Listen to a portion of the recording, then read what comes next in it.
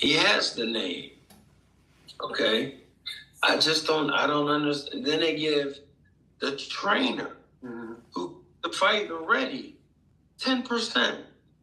The promoter and the trainer needs to switch their percentages around.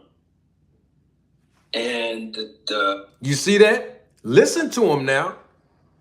The promoter and the trainer has to switch their percentages around because the trainer is helping prepare the fighter. This is how most fighters think. But the reality of it is the trainer's not putting up his or her own money. The promoter is. That's the difference.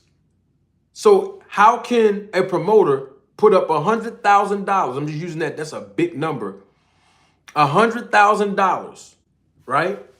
In the last 8 years with this one fighter and only receive 10% of the purse. That makes absolutely no sense. But that's because Michael Moore, along with a lot of boxers, don't understand the business. That's why I came in the game to educate the fighters and make sure the promoters don't do anything egregious to them. I'm going to tell you something now and then I'm going to move on. You never heard this nowhere else. Some of y'all that have been rocking with me from the beginning, you heard me say this before and I'm going to say it again. In the language of boxing contracts, the numbers that are in the contracts are locked in normally for 3 years. It's a standard all across the business of boxing. My contention has always been to promoters, when I do business with them on behalf of my client, and if I think they're a good enough promoter to help move my fighter, for my fighter to have an appeal to sign to them, my contention has always been this. If this amount of money that's allocated for the fighter in exchange for the services, I'm talking about the compensation now, if these numbers are here and they look good, the numbers be looking good sometimes, but the problem I have with that is those numbers will stay the same for the next 3 years. And promoters would say, Marty, why do you keep bringing it up? I heard another promoter call me and said that you're going to bring this up when you get into a meeting with us. You better believe I am. Because I'm representing the best interest of my client. And you know what they used to say, Marty, why you keep bringing that up? Why you keep trying to make us change the language? Because the price of eggs, due to inflation and quantitative easing. Some of y'all don't know about that. I got courses coming out real soon that's going to break down what that is. But my point is, when inflation occurs, the value of the dollar here in America decreases. So if you say the fighter's going to get paid, let's just say $30,000 for these many rounds, and $70,000 for this many rounds, and then $150,000 for this many rounds, and then if the fight is televised, getting paid $200,000 for this many rounds, you're locking the fighter in to that same amount for 3 consecutive years, when in the next 2 years, the next 2 years, the price of gas and the price of bread and the price of expenses is all going to increase. The price of his property tax is going to increase. So we got to change the language now. We got to change the numbers because we have to project. Isn't that what you're doing as the promoter? You're projecting, right? Okay, then. So now we got to make sure projection is important. I learned that from real estate investing, by the way. But I brought that into boxing management. No, projection. We got to project. Let's say in the next 3 years, he become a regional champion. Guess what's going to happen to the fighter's contract, ladies and gentlemen, members of the jury, members of the Roll the Tape film crew? It's going to automatically extend itself for an additional 3 years. So now, my God, I love teaching. Now the contract changed from 3 years to 6, an additional 3. So let's say we tweak those numbers a little bit in the next 5 years, according to projection. That dollar amount that looks so good today is going to reduce. We got to change the numbers now to the projection. My client can get hurt in 2 years. You know what I mean? There's no guarantees here. See, but when you don't have somebody that's representing you as a professional boxer, or you do have somebody, but they're not in your best interest. Okay, I don't care. Sign right there. Just sign it. That's a good contract. Sign it. Then I come in the game and shake it up. See how I shake stuff up on YouTube? I'm like that everywhere I go. I like doing things in decency and in order and being righteous. And when I see something that's unrighteous, I stand up and say, nah, that's not right. When I first got into this business, a lot of promoters did not like me. And they have grown to develop a liking for me because I don't stand on business. You know, people say I'm standing on business. I stand on good business.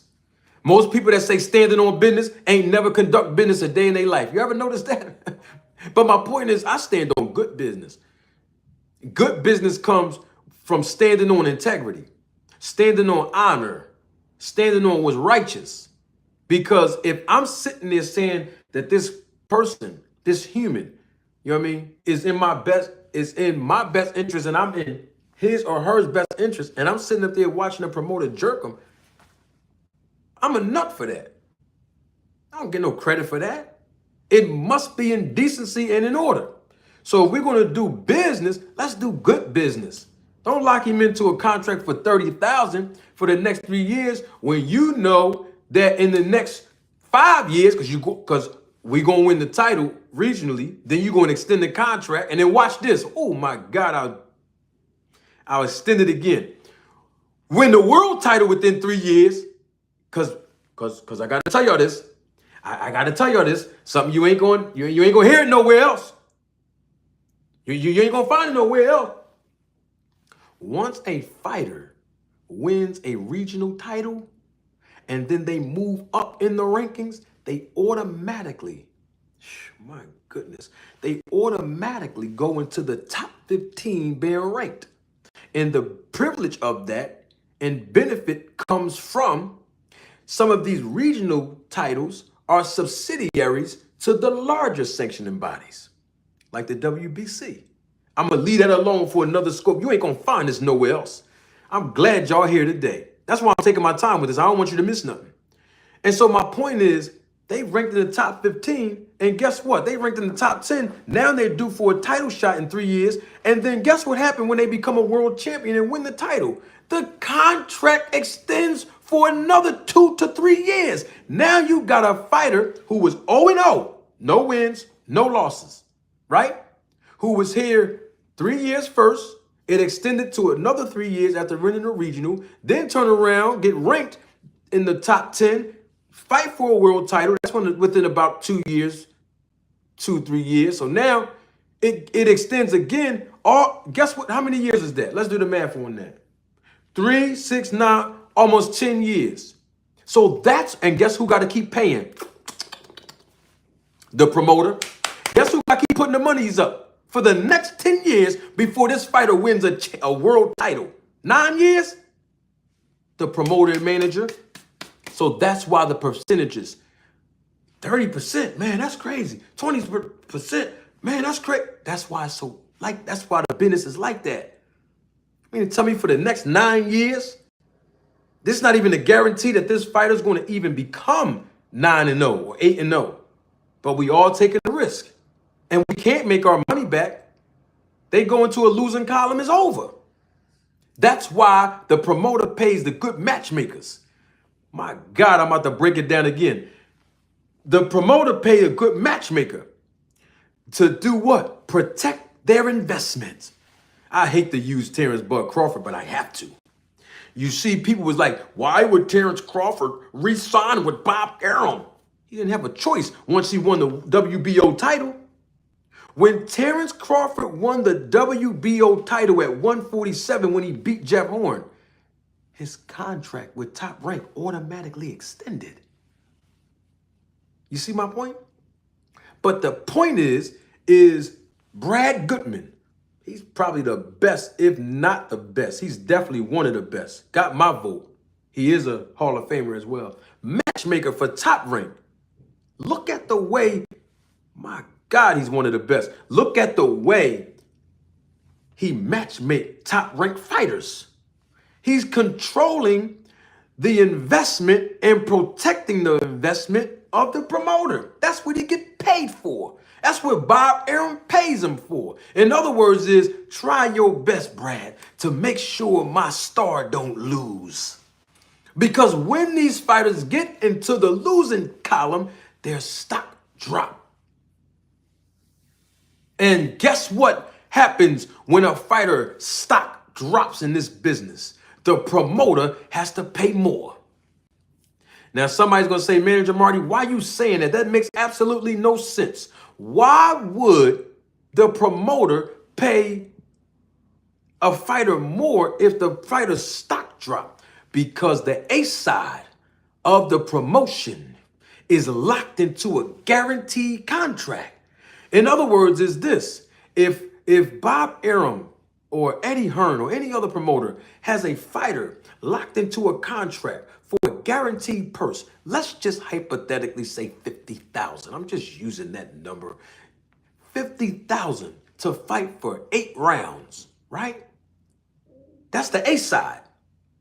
That's the promoter's golden goose. You're going to make 50,000 for fighting for 8 rounds. Okay, good. But now when the promoter has to find a reputable B side, the B side can make more money than the A side. Why? Because the A side is locked into a guaranteed contract. That means when I say guaranteed, I've already educated you all on this. I'm gonna do it again because some of y'all new to the channel. The guaranteed contract is the minimum and or maximum amount that the promoter is going to pay. In other words, it's never going to go, for that scenario, it's never going to go below $50,000 when this fighter competes, right? And it's never going to exceed $50,000, right? But the B side just got paid $75,000. Why? You know the B side going to take all this punishment. The B side is being overmatched. Why? To protect the promoter's A side. This is nothing personal, y'all. It's just business. That's all. It's just business. Okay? So now the promoter got to pay $50,000 just for that scenario. $75,000 for the B side, right? If math serves me correctly, that's $125,000. That's for one fight.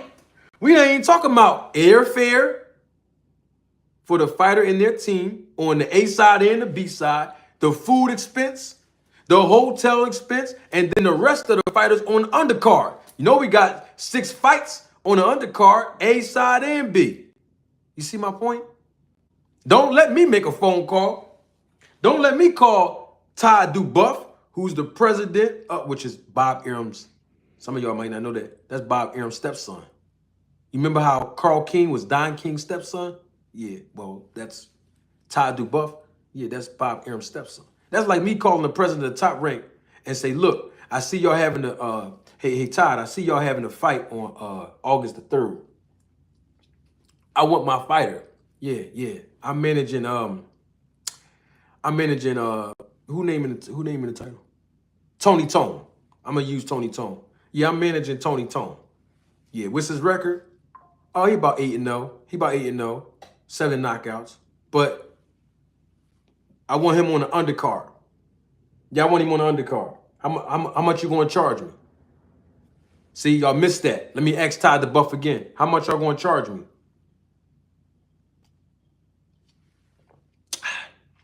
Y'all didn't know that? You ain't going to find this nowhere else.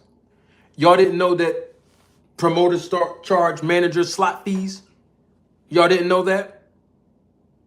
Okay, well, if my fighter, that my client is a free agent and he's not signed under a promotional banner, how you think I'm going to move my fighter? He's not signed to a promoter. How you think I'm going to move him as a free agent to protect his interests? How you know? How you know I'm going to move him? You know how I'm going to move him? I got to go in my wallet. That's how I'm going to move him. I got to pay the promoter to get a slot fee. I got to pay the promoter to get him some exposure, get him some work, so we can keep moving on our own. You see my point? Y'all didn't know that? I know you didn't. Anybody else gonna tell you? Why not me? I told some of y'all that before a year and a half ago, but I know y'all forgot. That's why I'm bringing a refresher course here for some of you. Yeah, I got to pay for that. Guess who got to pay for the medicals? You know, when he has to get a physical as a prerequisite to fight? Well, remember, he's not under a promotional banner. He's not locked into a guaranteed contract with promoter. Guess who got to pay for that? Me? His training expenses. Guess who got to pay for that? Me, the manager. And you telling me I can't get 20%? I'm already not going to make a profit until he wins a regional or a world title. You see my point? Most likely. You telling me I can't get 20? Or in this case, that Michael Moore talked about the maximum allowable amount, 33 1/3? Where they do that at? It's business. It's not personal.